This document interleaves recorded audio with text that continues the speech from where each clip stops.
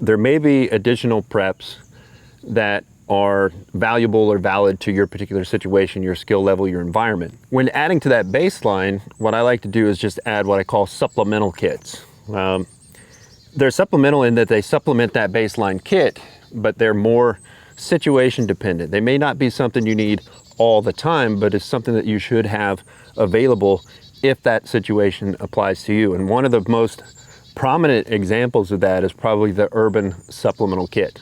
The needs don't necessarily change from an urban to a rural environment, from the city to the woodland. They don't necessarily change, but some of the resources available do change. So I think that there are some valuable supplements that you could add if you're in an urban environment and it applies to you.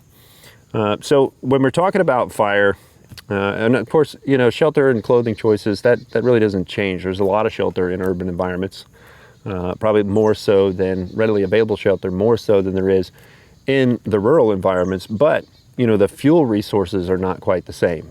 So I think that for an urban kit, one thing that I would want to add is some sort of stove with a fuel source, and in this case, just a can of isopropane is one. And the particular stove that I've had and been using for about, I would say 15 to 20 years now, is an Msr Pocket Rocket, which is just a real small, lightweight stove, really effective. Used this for well over a decade, maybe close to 2 by now, but it's still small and lightweight, packable. But because I expect in an urban environment to have not so much as far as the fuel resources that are in, I would find in the woodlands, you know, this is a good idea to pack this as a supplement to your baseline.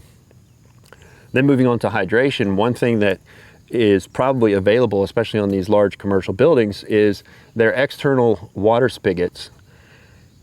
On all these commercial buildings, if you have what's called a Silcock key in your kit, then you can actually turn those on and access that freshwater resource in a commercial building in an urban environment. So a simple Silcock key is really invaluable in an urban situation. So that's one that I would recommend putting in your urban supplemental kit. And of course, in an urban environment, there's a lot more chances, I feel, when compared to a rural environment. There's a lot more chances for scavenging. So I think that some additional tools may benefit you in an urban environment that can be used for a number of things, and not just scavenging, but also for mobility. I feel like there would be a lot more obstacles that you would have to get through between chain link and wire, things like that. So having different tools that I would never think about carrying in the woodland might be a good idea for you in your situation in an urban environment. A couple of those tools, and these are kind of very similar, so I leave it up to you to decide which one you would want to choose. But you have like Lineman's pliers, you know, so not only do you have the pliers, but they have some pretty robust wire cutters in there that you could snap through fences with fairly easy, and they have some pretty decent leverage depending on your grip strength. These are a little more dual purpose than the bolt cutters, but the bolt cutters, these are the smallest bolt cutters I can find, but these are, you know, you have a better mechanical advantage with these. So if your grip strength maybe isn't isn't quite as good, you might want to go with these over these. You might want to carry them both. That's up to you. You could probably cut some small locks or some hasps that the lock is on with this. If you're into scavenging, just, you know, obviously do whatever your conscience allows you to do, but those are some tools you might think about having. And another tool that I really like is kind of a mini crowbar. And this is kind of going along with the mobility and also the ability to scavenge, but, you know, to be able to pry doors, windows, what have you.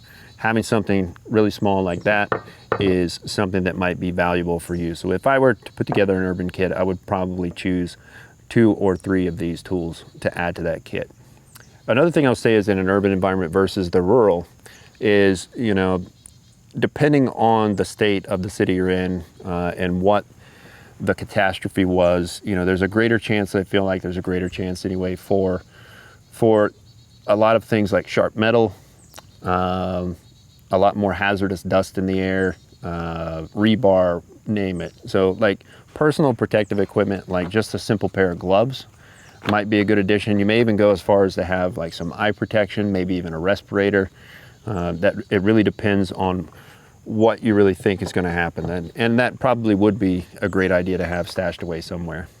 So if it were me and I lived in a city, which I don't, this is what I would recommend and kind of why I would recommend it. So what I encourage you to do is just take some of these recommendations, think about them, how they would apply to your situation, whether it would help you or not, and decide for yourself if this is something you want to add as a supplement to your baseline kit, depending on where you live. But like the baseline kit, keep in mind the needs that you're trying to provide for and decide, really what's different between, the woods and the city. And that should help you narrow down your list and come up with your own urban supplemental kit. But this would be my urban supplemental kit if I were to have one.